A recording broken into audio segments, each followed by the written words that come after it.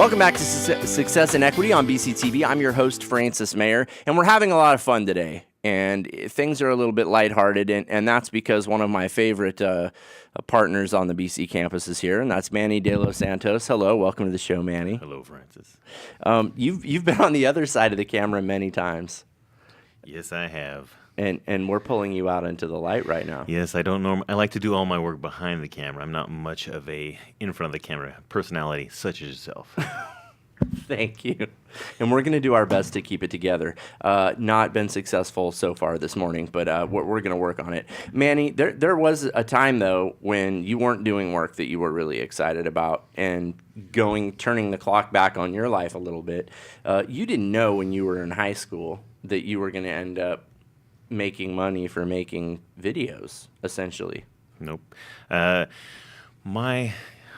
really wasn't sure what I was going to be able to do. I just the structure of school really didn't interest me very much.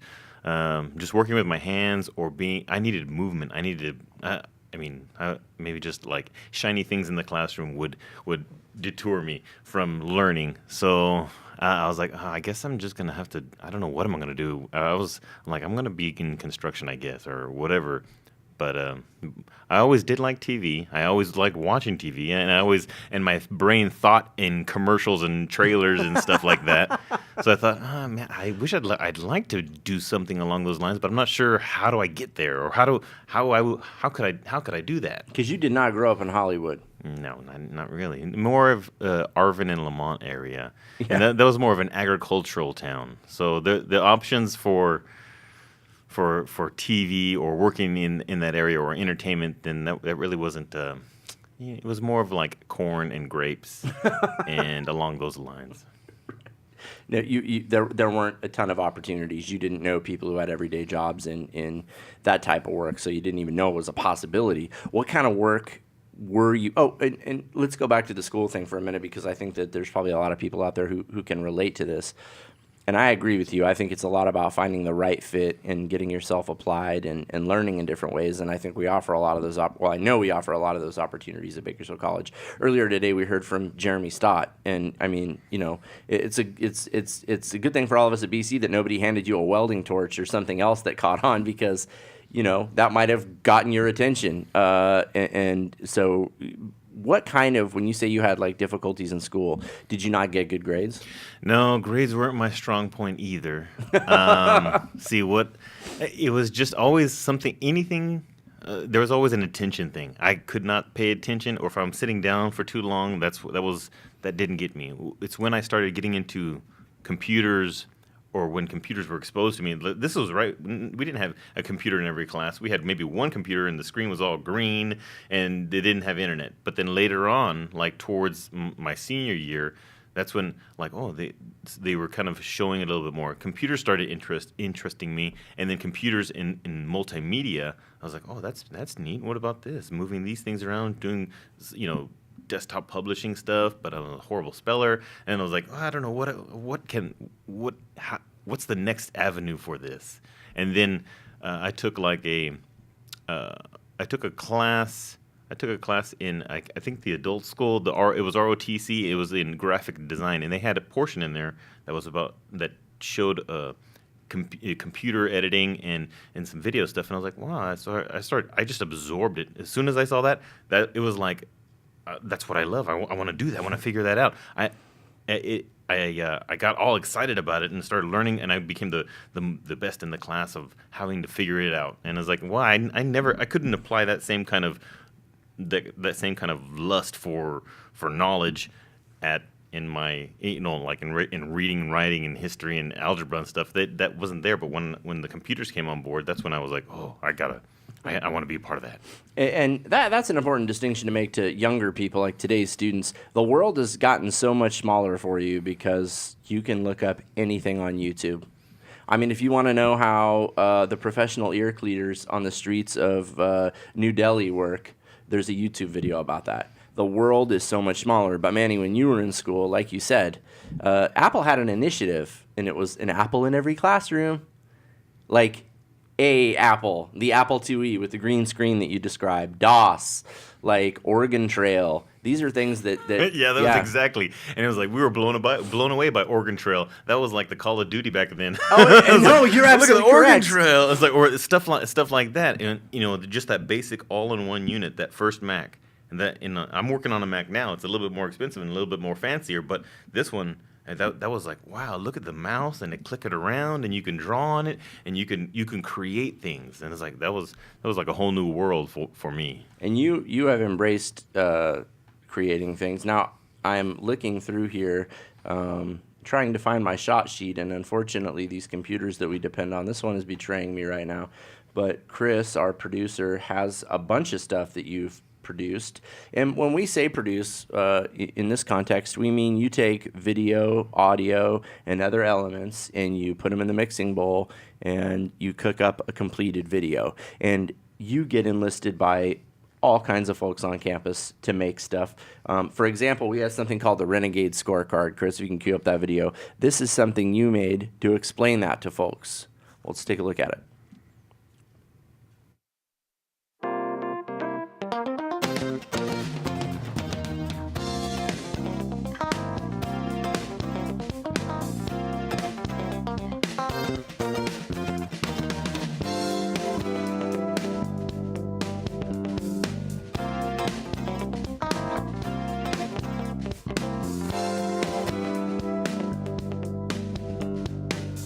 The Bakersfield College Renegade Scorecard has mobilized the entire campus community.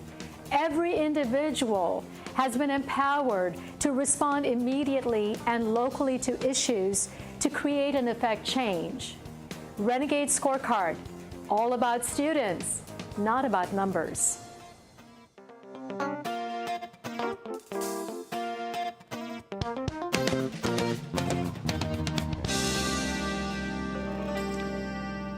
So, Manny, well, these things that you put together for the college, they really do run the gamut, but this is the way that we communicate with people now, and this is the way that we can get our message out, and it's vital. And going back to when you were in school, I mean, I don't ever remember, and I am speaking in regards to your story because I've been fortunate enough to work with you on quite a few things, but you and I had no idea that this is how we were going to communicate with folks in the future. Mm-hmm. Send me a video, right?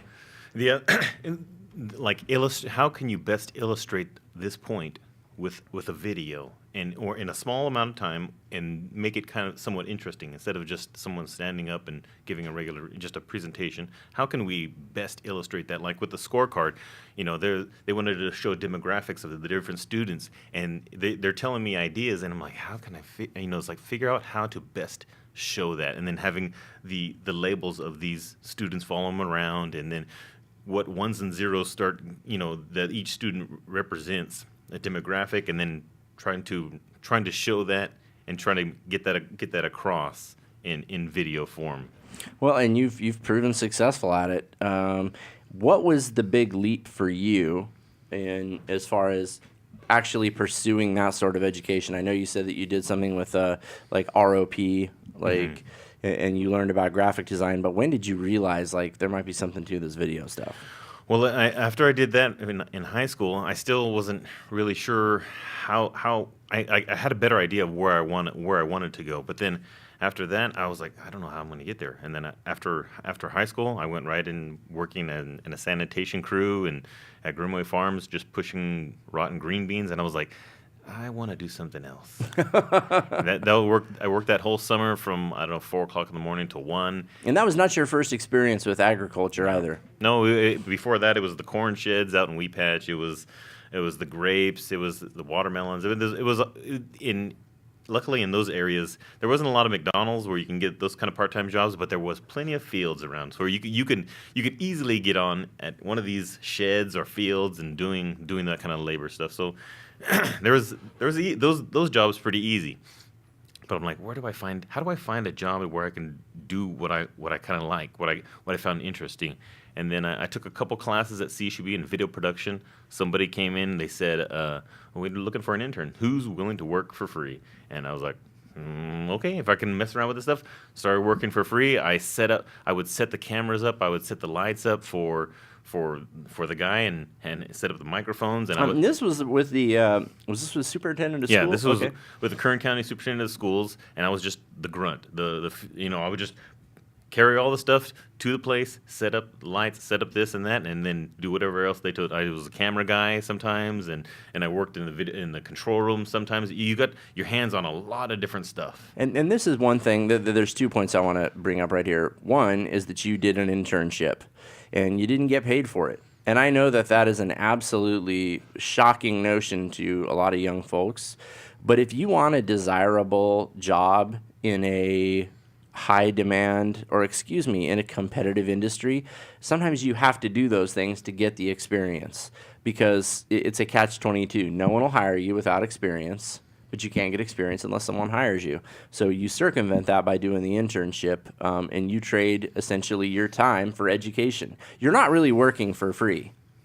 You know, you are getting education in return for your time. It is a barter. It is a trade. And for you, it was tremendously valuable. The second thing I want to point out is a lot of large organizations now have in-house media departments. And what is that? That's somebody who makes films, at the direction of a company, which is pretty much what Hollywood is. It's just the subject matter is a little bit different. But all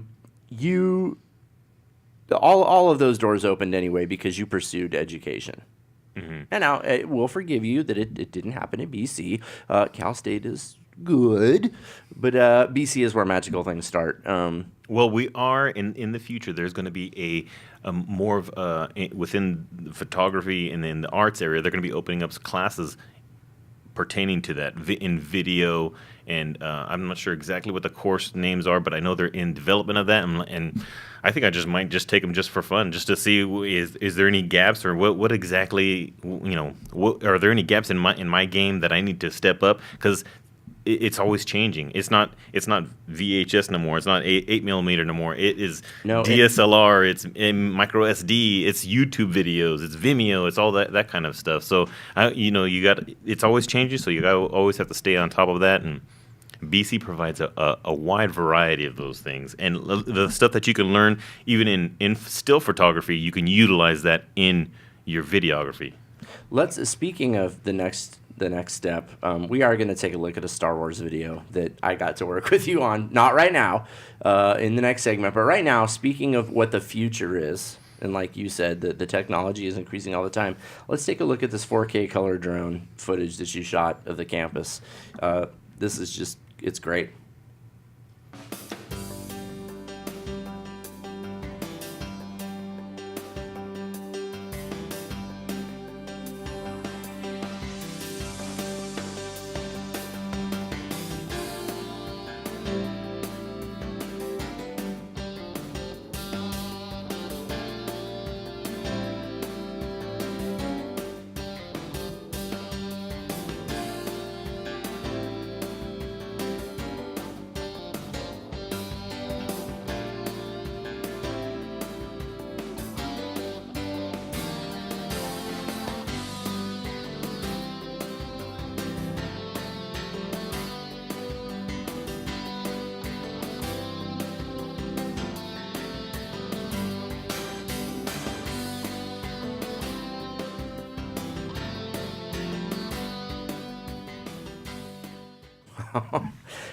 We were all commenting, Belinda the intern, me, Manny, that BC campus is a beautiful, beautiful place. We're very fortunate.